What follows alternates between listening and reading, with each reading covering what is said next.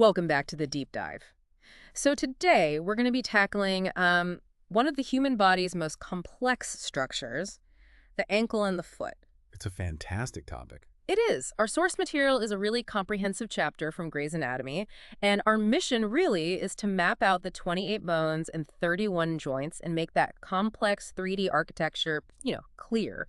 Well, it's a rewarding challenge because the foot is anything but simple. I mean, if you think of it as just a platform for standing, you're missing the point entirely. Right. The human foot is a masterpiece of biological engineering, uniquely adapted for walking upright, what we call orthograde bipedal locomotion. Absolutely. And with that architecture, I think we have to start at the cornerstone, Yeah. the ankle joint.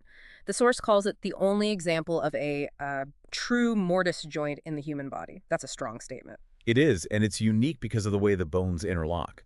The distal ends of the tibia and the fibula form this deep, rigid, three-sided socket, the mortise, Okay. and the body of the talus fits perfectly right into it.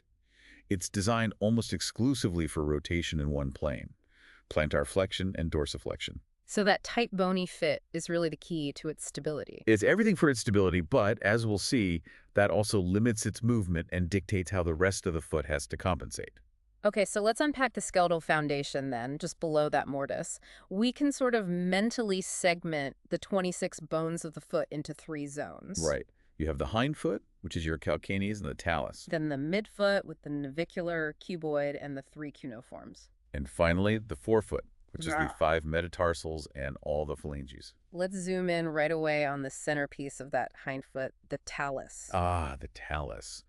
This bone has, well, it has a bit of a reputation in orthopedic circles, and it's all tied to one very specific anatomical description, Which is that it's an intercalated bone. intercalated. What does that mean in this context? What does that mean for the bone? It means it's wedged. It sits between the powerful leg bones above and the rest of the foot below. But, and this is the key, it has absolutely no tendons originating or inserting directly onto it. None at all. Zero. It's entirely passive. It gets pushed and pulled around by the structure surrounding it. So if no muscles or tendons attached to it, what does that mean for its blood supply? That's the problem. That's the whole clinical issue. Because it lacks those attachments, its blood supply, its vascular supply is tenuous. It's incredibly delicate, relying on a small network of arteries from the posterior tibial, dorsalis pedis, and fibular arteries. And this is where the clinical takeaway is just huge, isn't it? That precarious blood flow means that if you fracture the talar neck, Which happens in high-impact injuries, yes. you risk cutting off that circulation entirely. Exactly. And the consequence is a very high risk of bone death, what we call avascular necrosis, or AVN. The data from the source is, well, it's stark. Rates of AVN can climb as high as 33% after a displaced fracture. A third of the time. Wow. It makes managing a talus fracture a really high-stakes clinical scenario. So the talus is the fragile keystone. Let's move to the bedrock then. The calcaneus, the largest tarsal bone. It's more than just the heel, right? Oh, much more. It's built like a tank to transmit most of the body's weight to the ground. It projects backward to create a short lever arm for the Achilles tendon. That's where all the propulsive power comes from. All of it. And crucially, on the medial side, it has this robust, shelf-like projection called the sustentaculum tali. Which means support for the talus. Literally, it's What? a shelf that supports the medial part of the talar head. It's vital for your arch integrity. Okay, what about that midfoot area? The smaller bones, navicular, cuboid, cuneiforms, they often get overlooked. They do, but they hold the whole structure together. They're like the keystone and abutments in an architectural arch. Their main job is mechanical translation, absorbing rotation from the hindfoot and transmitting it to the forefoot. If these joints get stiff, the foot just loses its ability to adapt. Which brings us to the forefoot, the metatarsals. They're like miniature long bones. But one of them, the second metatarsal, seems to take a real beating. It does. It's purely an anatomical issue. It's the longest metatarsal, and its base is uniquely recessed or sort of locked in between the cuneiforms. So it's less mobile. Much less. And because it's so steeply inclined and tethered, it absorbs massive shearing forces. It's the #1 spot for stress fractures in runners. And that also explains why it's prone to Freiberg's infraction, that avascular condition of the metatarsal head. Precisely. It's an osteochondrosis, so a disorder of bone growth that's more common in adolescent females. Okay, so if the skeleton carries the weight, we need to talk about the soft tissues that protect all the long tendons running down into the foot. Which brings us to the retinacula. These really crucial thickened bands of deep fascia. Yep. Their main job is to stop the tendons from lifting away from the joint, a process called bowstringing. Bowstringing, that makes sense. It would make them so inefficient mechanically. Terribly inefficient. And to help you visualize, the inferior extensor retinaculum on top of the foot is distinctly Y-shaped, while the flexor retinaculum on the medial side forms the roof of the infamous tarsal tunnel. That tunnel sounds like a really tight squeeze. Can you walk us through the order of what's in there, from medial to lateral? Absolutely. And it's an order clinicians commit to memory.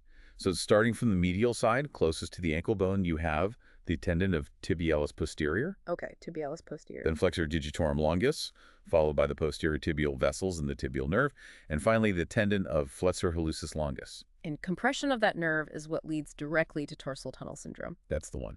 Okay, let's move to the plantar surface, the bottom of the foot, where we find the biggest single stabilizing structure, the plantar aponeurosis. This is a powerhouse structure. Yeah. A thick, strong sheet of collagen running from the heel forward to the toes.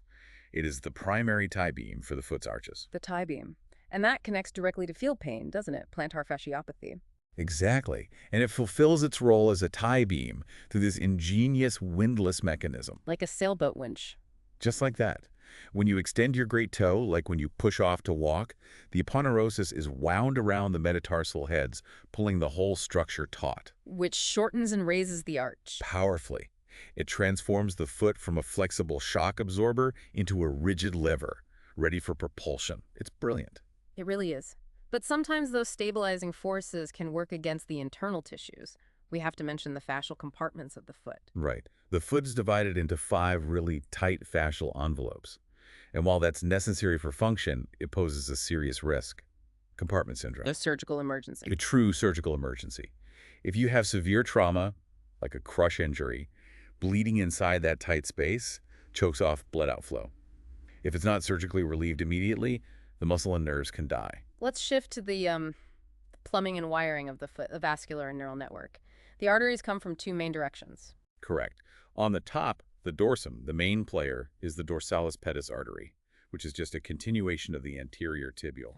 And on the bottom? On the plantar surface, the main supply is from the medial and lateral plantar arteries. They're branches of the posterior tibial artery, and the 2 systems connect deeply to form the crucial deep plantar arch. Now, what about the veins? The source mentioned something unique about the venous drainage. It did.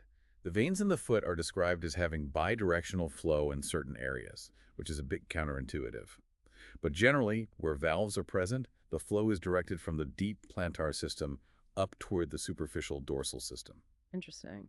And for innervation, we've already touched on tarsal tunnel syndrome, but what's the other major nerve compression point in the forefoot? That would be Morton's neuroma. It's an inflammation and thickening of a common digital nerve, usually between the 3rd and 4th toes, where it gets squeezed deep beneath the intermetatarsal ligament. Irritated with every single step. Exactly. And of course, we can't forget the systemic issue of diabetic neuropathy, where the loss of protective sensation means a minor injury can become a catastrophic ulcer because the person literally can't feel the damage happening. A constant clinical reminder of how vital sensation is. Absolutely. Let's cycle back up to the ankle joint, the talocrural joint, and its biomechanics. You said the bony structure locks down in certain positions. Yes. The stability is phenomenal.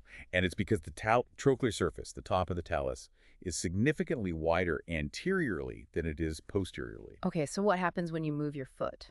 When you pull your foot up towards your shin, that's dorsiflexion, that wider wedge of the talus is rammed right into the mortise. Like tightening a vice grip around the bone. Perfect analogy. That is the close packed position. It's the position of maximum bony congruence and ligamentous tension. It minimizes mobility and maximizes power transfer for push-off. And what about the ligaments that get injured so often? Medially, you have the incredibly strong, fan-shaped deltoid ligament. It's so strong that a force that could tear it usually breaks the fibula first. Wow. But laterally, it's a different story. You have the 3-part lateral collateral ligament complex. And when people roll their ankle, forcing it into inversion, the one that almost always snaps first is the anterior talofibular ligament, or ATFL. The classic ankle sprain. That's the one. Okay, so if the ankle handles that simple hinge movement, the subtalar and talocalcanevicular joints below it handle the complex motions This is where we need to nail down supination and pronation. Right. And we use these composite terms because the foot's architecture, it just prevents pure inversion or pure eversion. Ah, so they're always combined. Always. So supination is a combination of, think adduction, inversion, and plantar flexion all happening at once. Okay, adduction, inversion, plantar flexion, and pronation. That's the opposite. It's a combination of abduction, eversion, and dorsiflexion. So we call it tri-planar because you can't just invert the foot without also adding a downward and inward twist. It's one single movement dictated by the shape of the joints. Exactly. And that capacity for triplanar movement is what lets us walk on uneven ground. Let's talk about the engine. The calcaneal or Achilles tendon. Beyond just its strength, what makes its structure unique? Two things really stand out. First, its fibers are highly spiralized, twisting laterally by about 90 degrees as they descend, which helps store elastic energy.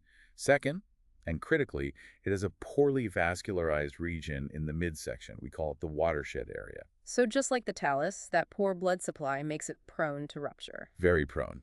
And the classic clinical test for a full rupture is the Simmons-Thompson test. How does that work? You have the patient lie prone, you squeeze their calf muscle, and if the ankle doesn't automatically plantar flex, you know the tendon's continuity has been completely disrupted. Simple but effective. Right. We have to touch on the arches of the foot medial, lateral, and transverse. The medial longitudinal arch is the highest and most important for shock absorption. Its keystone is the head of the talus, and its stability relies heavily on two things. The plantar aponeurosis? Through the windlass mechanism, yes. And the plantar calcaneal navicular ligament, which is often just called the spring ligament. It acts like a sling, literally supporting the head of the talus. And when that support system fails, the consequences are pretty significant. They are. If the dynamic stabilizer, the tibialis posterior tendon, or the static support of the spring ligament gives out, the medial arch collapses. This leads to the very common adult-acquired flat foot deformity. It's a cascade failure. Let's wrap up with the mechanics of a really common condition.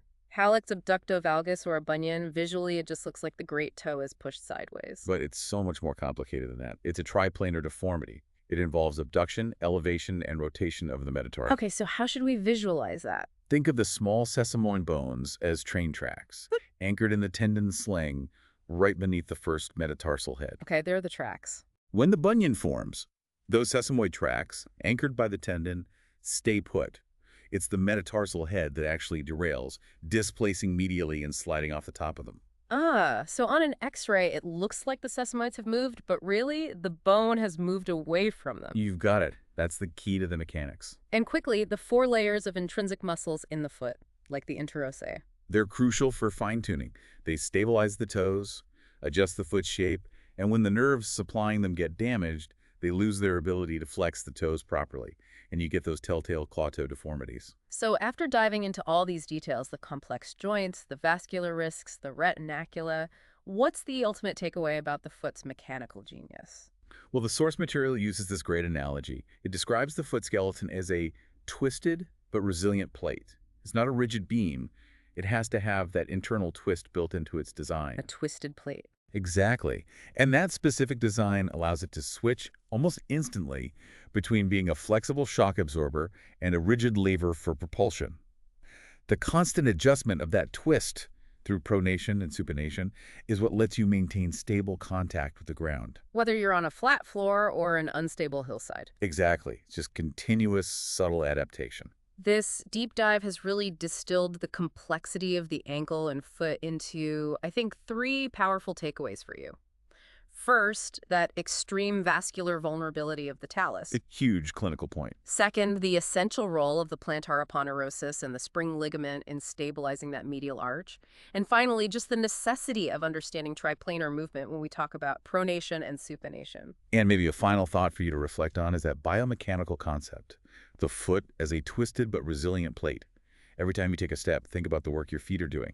That twist is the mechanism that allows for adaptable resilience. It makes you wonder what other seemingly simple parts of the body are actually these complex, load-bearing machines. A fantastic point to end on. Thank you for sharing this remarkable source material with us. We hope this deep dive helps you visualize the foot's incredible architecture